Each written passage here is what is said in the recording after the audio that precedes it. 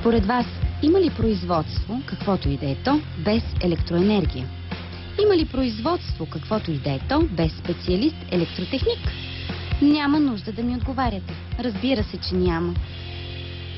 Специалността, която изучавам, е електрозавеждане на производството.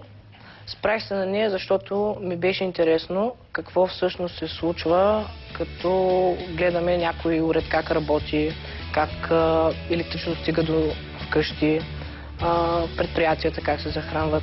Винаги ми е било интересно как работят различните електрически устройства и електричеството е неизменна част от живота на всеки един човек. Смятам да продължа специалността, но може би нещо комбинирано с компютри.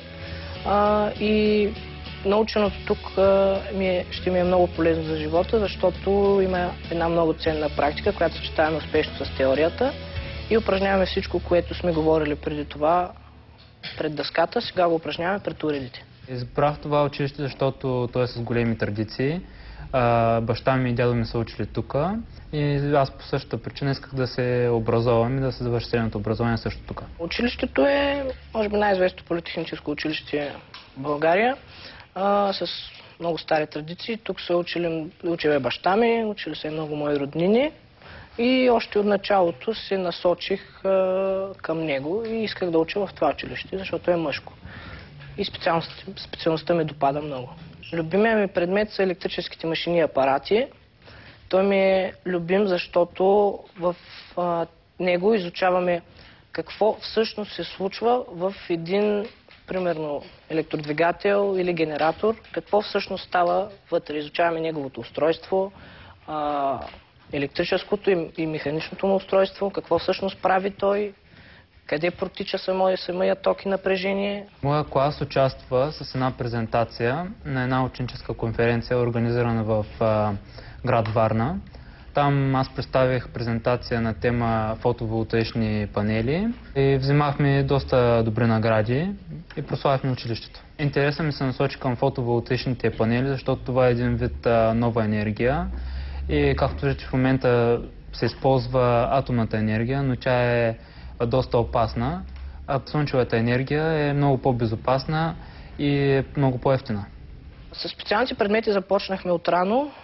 Изучавахме основи на електротехниката, електроника, по-късно електропроектиране. Научихме се как да чертаем елсхеми, как да чертаем знаците в тези елсхеми. По-късно имахме осветителна техника, в която учихме всичко за осветлението. Имахме предмет проектиране, в който проектирахме собствена инсталация на жилищна сграда, както и на промишлено предприятие. В, може би, най-сериозния 11 клас изучавахме машини и апарати. И тези двигатели се използват предимно в цехове за задвижване на машини, различни видове машини, шмиргели, стругове, фрези. Например, измерваме фактор на мощността, загуби в стоманата, примерно един електродвигател, какво е полезното действие на един генератор, мощност, напрежение, ток. Часът е по лабораторна практика. Те са около 6 часа учебни, в които реализираме това, което господинът ни е обяснил в предмета по теория. Тук реално създаваме схемата, свързваме с съответните измервателни уреди, подбрани по различни фактори и след проверка от преподавател включваме към напрежението. Ако всичко е наред, записваме данните и намираме това, което се търси в занятието. Имаме всеки път различна задача.